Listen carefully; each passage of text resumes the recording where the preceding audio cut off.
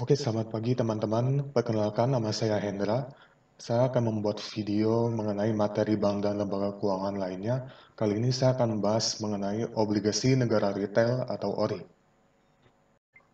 ORI merupakan salah satu instrumen surat berharga negara atau SBN yang ditawarkan kepada individu yang berwarga negara Indonesia melalui mitra distribusi yang terdaftar di pasar perdana, biasanya dalam bentuk pihak ketiga, perorangan, ataupun dalam bentuk bank. Dan ORI ini diterbitkan pertama kali pada bulan Agustus tahun 2006. Lalu tujuan ORI ini ada 5. Yang pertama itu memperluas basis investor dalam negeri. Jadi diharapkan masyarakat dapat menjadi investor dalam menanamkan modalnya dalam ORI ini. Lalu yang kedua, sebagai alternatif investasi bagi investor retail. Jadi investor retail ini adalah investasi yang dilakukan oleh perseorangan. Namun dana yang diinvestasikan itu tidak banyak atau bermodal kecil. Lalu yang ketiga ini, mendukung stabilitas pasar keuangan domestik. Jadi dengan menanam dana di ORI ini, diharapkan dapat meningkatkan jumlah pendanaan di pasar keuangan, sehingga dapat mendukung dan meningkatkan stabilitas pasar keuangan domestik Indonesia. Lalu yang keempat ini, mendukung terwujudnya masyarakat yang berorientasi pada investasi jangka menengah dan panjang. Jadi ORI ini dapat diinvestasikan lebih dari 1 tahun, seperti 3 sampai 5 tahun. Lalu yang kelima, mewujudkan cita-cita kemandirian dalam pembiayaan pembangunan. Dengan kita berinvestasi di ORI ini, maka kita juga berinvestasi, bersumbangsi dalam pembangunan nasional. Oke, karakteristik ORI ini ada 4 poin. Yang pertama itu berbentuk tanpa wildcard scriptless dan dapat diperdagangkan antar investor domestik. Jadi ORI ini diperjualbelikan dalam bentuk surat berharga elektronik, tidak ada bentuk fisiknya. Lalu ORI ini hanya dapat diperdagangkan antar investor domestik. Jadi investor di Indonesia sajalah yang dapat membeli surat berharga ORI ini. Lalu yang kedua, tingkat bunga ORI ini bersifat tetap atau fixed rate.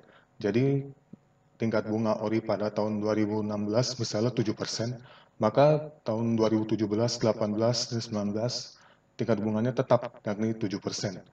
Lalu yang ketiga, adanya potensi mendapat capital gain atau loss. Jadi dalam berinvestasi di ORI ini, kita memiliki kemungkinan apakah kita mendapat keuntungan atau laba investasi ataupun kerugian dalam investasi di ORI ini.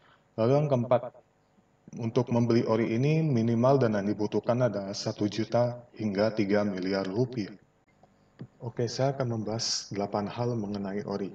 Yang pertama itu, ORI merupakan jenis obligasi negara yang dapat diperdagangkan atau tradable. Dan di pasar perdana, ORI ini hanya dijual untuk investor individu atau retail dan hanya untuk WNI. Yang kedua, ORI ini umumnya diterbitkan satu seri atau satu tema setiap tahunnya. Namun pernah diterbitkan sebanyak 2 seri dalam 1 tahun, yakni pada tahun 2007 dan 2008. Lalu yang ketiga, tenor terlama atau jangka waktu terlama yang pernah diterbitkan dari ORI ini adalah 5 tahun, yakni pada seri ORI 005 yang diterbitkan pada bulan September tahun 2008. Yang keempat ini, kupon atau rate tertinggi berada pada seri ORI 001, yakni sebesar 12,05%, dan untuk rate terendah, yakni pada seri ORI 009 sebesar 6,25%. Lalu yang kelima, nominal penerbitan tertinggi terdapat pada seri ORI 012, yakni mencapai 27.439 triliun rupiah, dan nominal terendah terdapat pada ORI 005 sebesar 2.714 triliun rupiah. Yang keenam, total investor hingga pada saat ini telah mencapai 214.852 investor. Lalu yang ketujuh, sepanjang 10 tahun kali penerbitan telah menyerap dana sebesar 114.125 triliun. Lalu yang kedelapan, senantiasa mengusung tema lingkungan hidup sejak tahun 2010. Lalu keuntungan berinvestasi di ORI ini terdapat 6 item. Yang pertama itu, jumlah bunga kupon dan pembayaran pokok dijamin undang-undang. Yang kedua, kupon ditawarkan lebih tinggi dibandingkan rata-rata tingkat bunga deposito bank BUMN. Yang ketiga, kupon dengan tingkat bunga tetap atau fixed rate ini dijamin sampai jatuh tempo. Yang keempat, kupon bunga atau rate-nya dibayar setiap bulan. Yang kelima, berpotensi mendapat capital gain atau keuntungan investasi. Yang keenam, mendukung pembiayaan pembangunan nasional. Terdapat 5 langkah dalam berinvestasi ORI. Yang pertama itu adalah registrasi. Jadi calon investor dapat mendaftarkan diri pada sistem elektronik yang disediakan oleh mitra distribusi dengan menginput data seperti data diri, nomor SID atau Single Investor Identification, nomor rekening dana, dan nomor rekening surat berharga.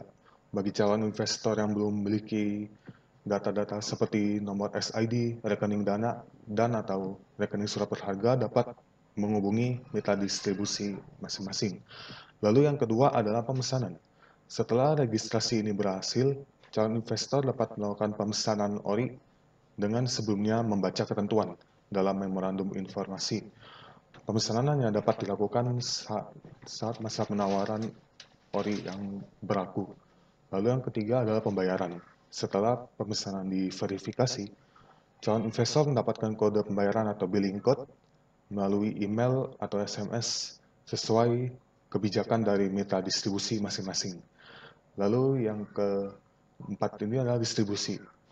Lalu kode pembayaran digunakan untuk penyetoran dana investasi melalui bank yang telah ditunjuk seperti atau pos atau lembaga keuangan yang telah ditunjuk.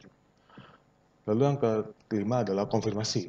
Setelah melakukan pembayaran, maka calon investor dapat memperoleh NTPN atau nomor transaksi penerimaan negara dan notifikasi bahwa pemesanan telah berhasil atau completed order serta akan memperoleh alokasi bunga ORI pada tanggal penerbitan.